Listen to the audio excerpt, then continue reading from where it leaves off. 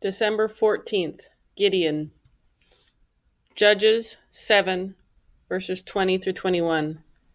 So the three companies blew the trumpets and broke the jars, holding in their left hands the torches, and in their right hands the trumpets to blow. And they cried, "A sword for the Lord and for Gideon." Every man stood in his place all around the camp, and all the men in camp ran. They cried out and fled. Sometimes God chooses weak people to do big things so that everyone knows that it was God's strength and wisdom that gave them success. That's what happened to Gideon.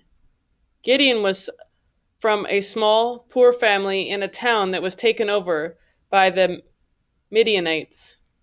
The Midianites were big, tall, and mean. They bullied God's people by taking their food, ruining their land, and making them leave their homes. One day, God sent an angel to tell Gideon that God wanted him to lead an army in battle against the Midianites. Gideon was afraid he couldn't do the job, but God said, "I'll be with you." God gave Gideon instructions for how the little army would conquer their enemy. The men carried torches hidden under clay jars as they snuck up on the town of Midian. They made a circle around the Midianite camp and blew their trumpets, waved their torches, broke their pots, and shouted at the top of their lungs. This made the Midianites so scared they ran away instead of fighting, and Gideon's little army won the battle.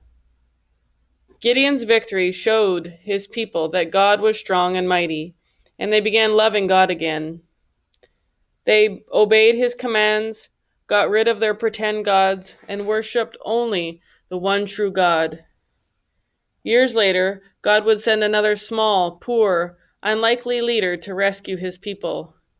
He sent his son, Jesus, as a tiny baby who would lead his people in the battle against sin and darkness, and he too would win. Most High God, you fight for us and with us in our battles. Just as you were with Gideon, you are always with us. You said in your word that when we are weak, you are strong.